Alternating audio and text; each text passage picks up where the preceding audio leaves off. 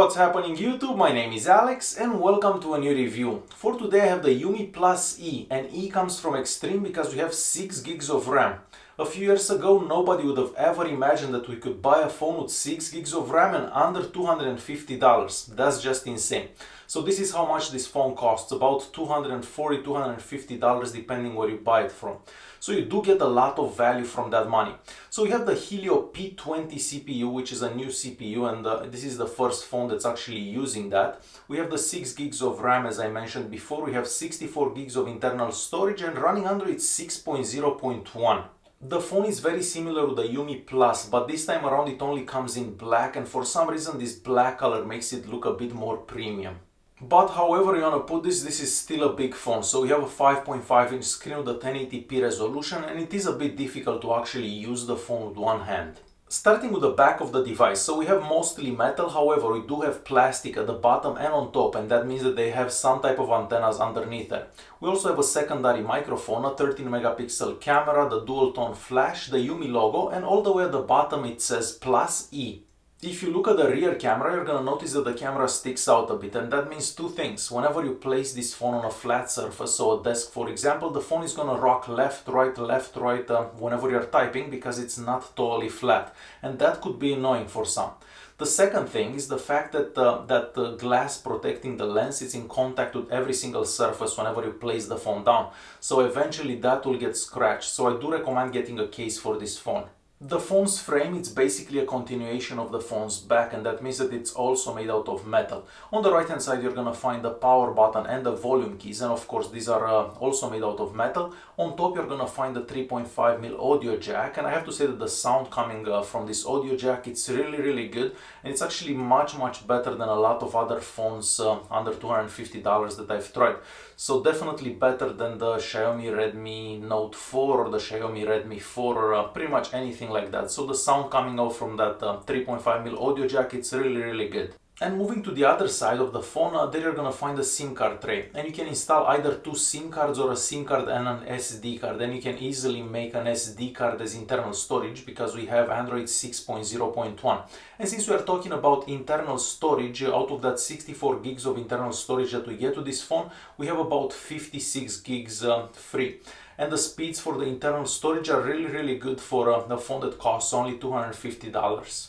And lastly, next to the SIM card tray, there is another button there that you can actually set for any app. So you can set any app to open whenever you press that button. So it could be useful if you set the camera app, and all you have to do is press that button and the camera will launch. So it could be useful for some. And at the bottom you're gonna find a microphone, a USB-C port, and a speaker. Now let's talk about that USB-C port for a quick second. First of all, it supports OTG, so you can plug in any USB stick and the phone will be able to read that.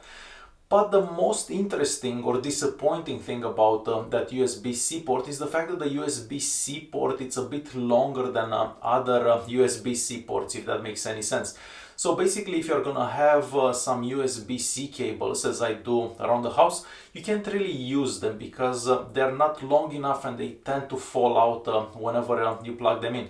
So you're definitely gonna have to get like another cable from UMI if you wanna have a couple of cables, because only the cable from UMI, so the cable that comes with the phone, fits that charging port. I'm not sure why they chose to do that, but it's the exact same issue that we had with the UMI Plus. And we were talking about the speaker a couple of minutes ago, and yes, the speaker does get quite loud, but there isn't that much bass. And here is a sample of how the speaker sounds.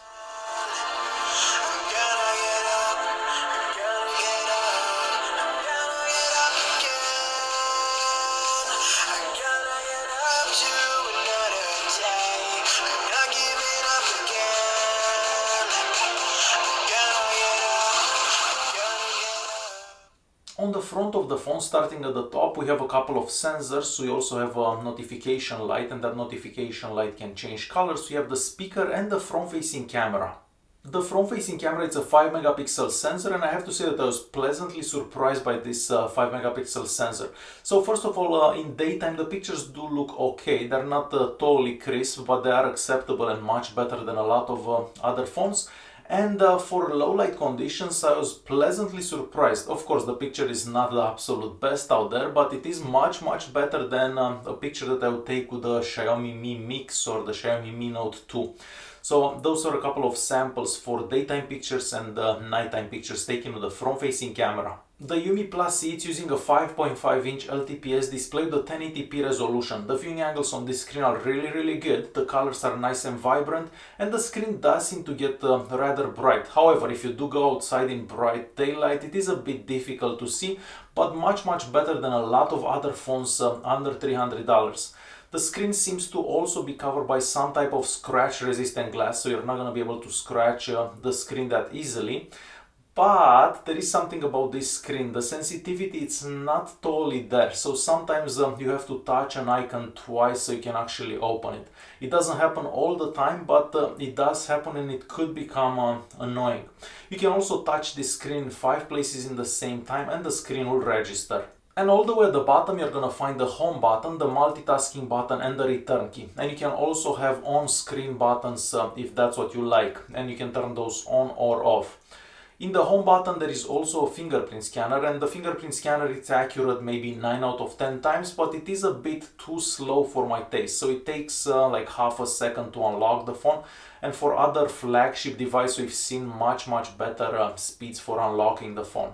And there is something I don't really like about the home button. So the home button can be used just by touching it, so you can just touch it or press it.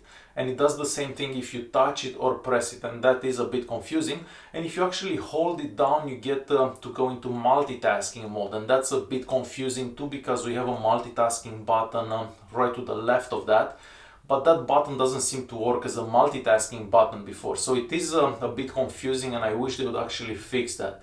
Before I got the last 2 updates, the left button was actually a multitasking button, but now it has become like a settings button for some reason. So definitely a bit confusing there, and I wish they would actually fix that. Just like the UMI Plus, this has a 4000 mAh battery inside, and I was able to get about 5.5 hours of screen on time every single time I charge the phone.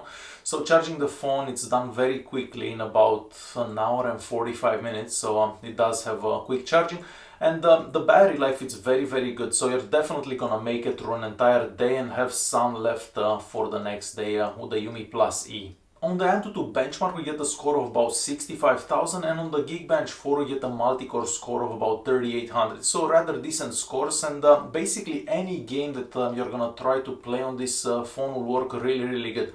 So if you're big on games, you can definitely get this phone, and I haven't found any issue with any game lagging or anything like that. So for gaming, this phone is excellent. The UMI Plus E, it's using Android 6.0.1, and this is very close to stock Android, and that's a very good thing, at least in my opinion.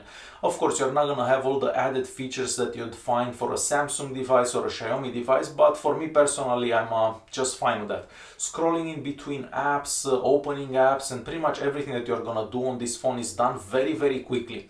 And about RAM management. RAM management on this phone, it's one of the best that I've found and tested in quite some time. So you can have as many apps running in the background as you want, because with that 6 gigs of RAM, there is plenty of RAM for that.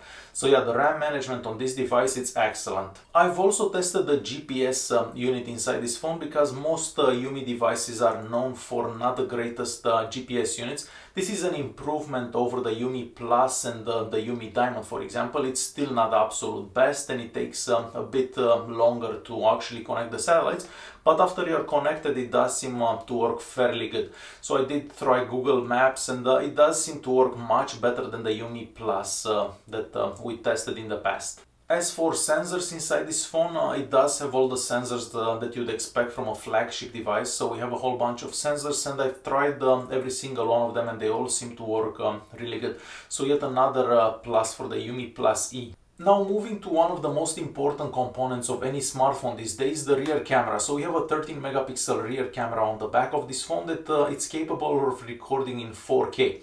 And here is a clip of a 4K recording.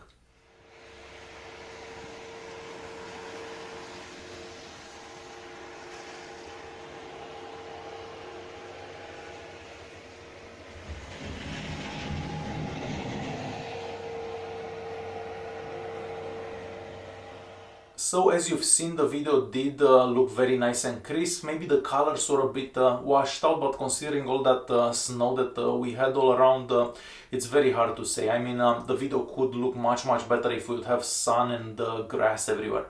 The camera app looks okay and it's got a whole bunch of features. We even have a manual mode, but there are a couple of bugs still present in the camera app. So for example, if you're trying to change the picture resolution, you're gonna notice that pictures that are 16:9 or pictures in 4:3 have the exact same resolution there, but in reality that's not possible. So that's definitely a bug, and I was talking to UMI about that, and they said they're working on a fix.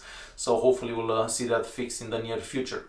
There are a couple of other bugs for the camera app, so every now and then the camera app is gonna crash, and again I was talking to Yumi about it, and they are working on a fix and an update should be available soon.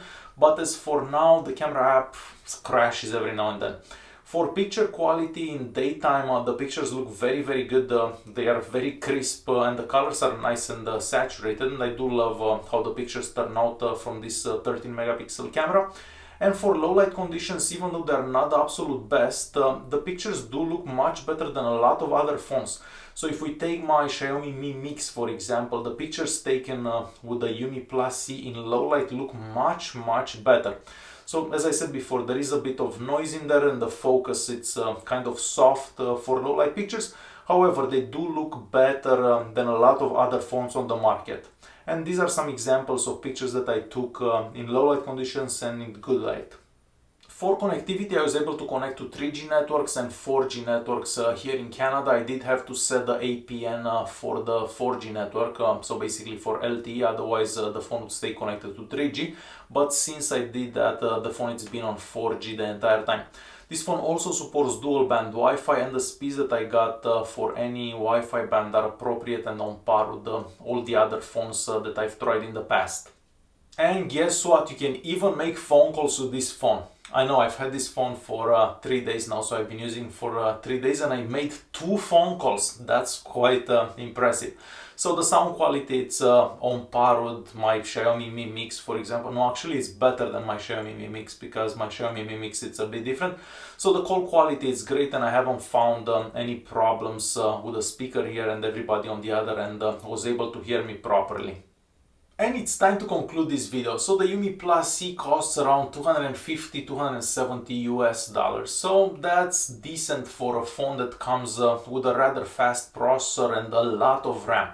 So even though we have 6 gigs of RAM, this is most likely a marketing strategy, because the phone doesn't actually use all that 6 gigs of RAM. Realistically, you're only gonna use about 4 of them. That being said, most things about this phone are right, and they're headed in the right direction. I don't like the screen sensitivity that much. It kind of bothers me to have to press an icon twice or a letter twice every now and then. It's not a big issue and it only happens sometimes, and hopefully it can be corrected with a software update, because I don't remember the UMI Plus having that issue. The GPS, it's an improvement over past UMI devices. It's still not as good as a flagship device, so for example the Google Pixel, a Samsung device or anything like that, but it is an improvement past other UMI devices. And I'm very happy to see that they're pushing updates constantly to the phone, and that means a lot of manufacturer support, and hopefully they can keep that up and bring Android 7 on this phone. So overall, this is a good phone. It's still got a couple of bugs here and there, which hopefully will be fixed in the near future. But overall, for a phone that costs $250, the build quality and the quality of the phone seems fairly good. Alright guys, hopefully you enjoyed this video. If you did like it, press that like button. If you have any questions, feel free to leave a comment down below. Don't forget to subscribe, and I'll see you in the next one. Thanks for watching.